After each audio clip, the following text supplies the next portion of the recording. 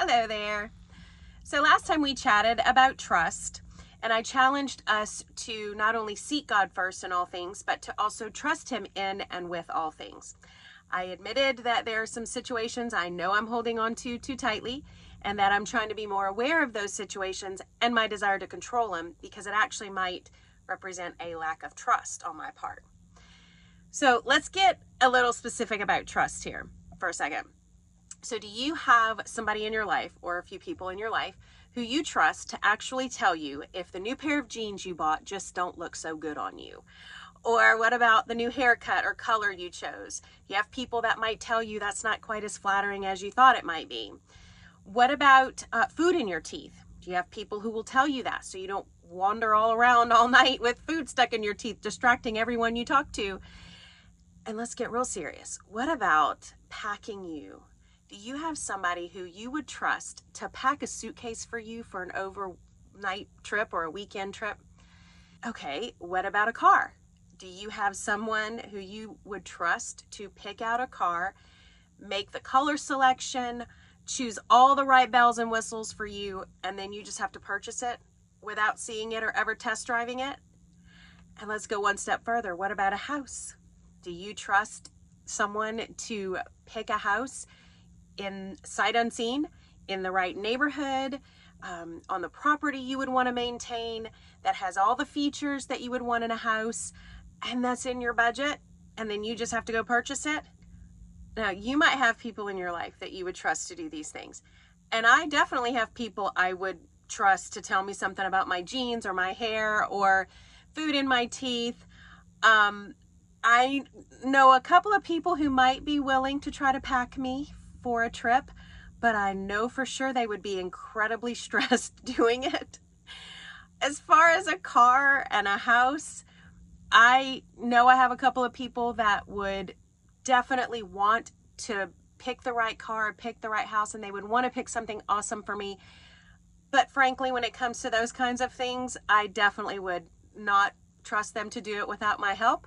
I would just know that I would know what's best for me, and I would best know what I want and need. Now, I know these are not super intense areas for trusting people, but when I'm thinking about these things, it kind of brings me back and makes me wonder if I kind of treat God that way, that I can let Him handle certain situations, but when it comes to the really big things, I got it. I know best, and I know the best way to handle it. I definitely don't do this on purpose, and I definitely don't think that I actually think that way. But, as I start writing these messages, I'm left kind of doubting myself on some of this.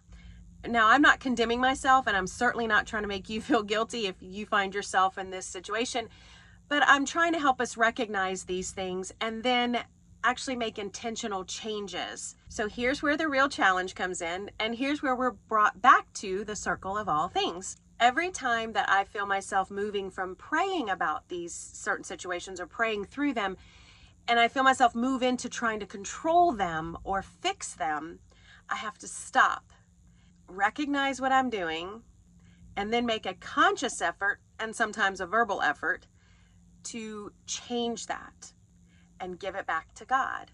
Again, if I say that I'm following Jesus, then I'm admitting to trusting Him. And if I can trust Him, then I can yield my will and my way to His, even if I don't understand it. So trust and surrender go hand in hand. But which one comes first? Do I trust in God and then I can learn to surrender to Him based on His actions and responses?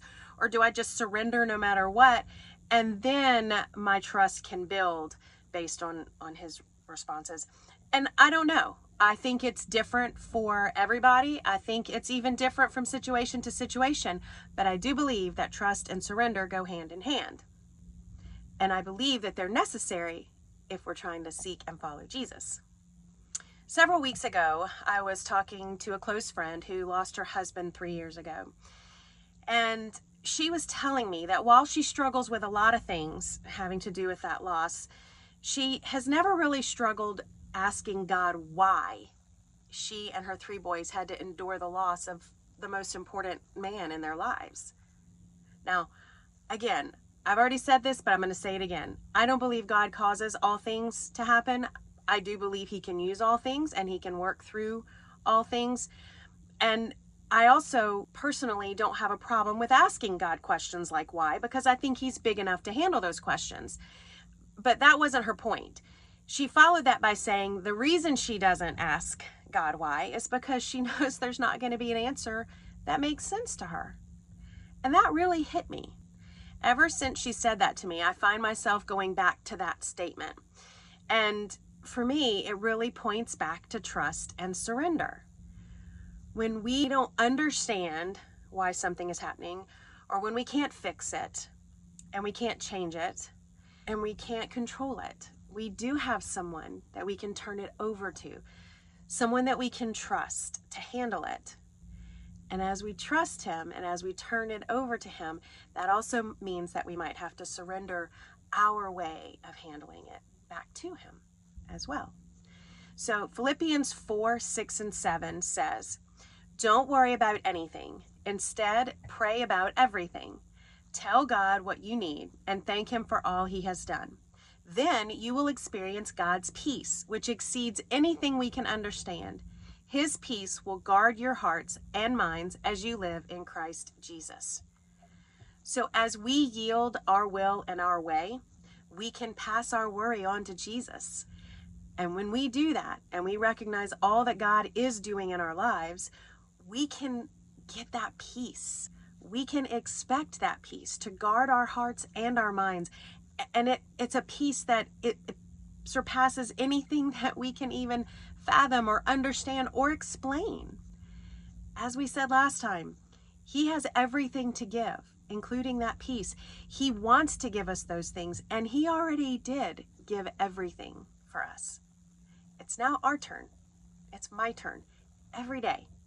So today, I pray that we have the strength to ask ourselves the hard questions and the courage to answer them honestly. Are we truly trusting God in and with all things? And are we willing to surrender our way and our will to his when he asks? I pray that we recognize the things, the people, and the circumstances that we might be holding on to too tightly. And instead, we turn around and lift them back up to God with a loose hand, trusting him and his way of handling it. That we surrender our will and our way, even when we don't understand it, because we may never understand the reasons why.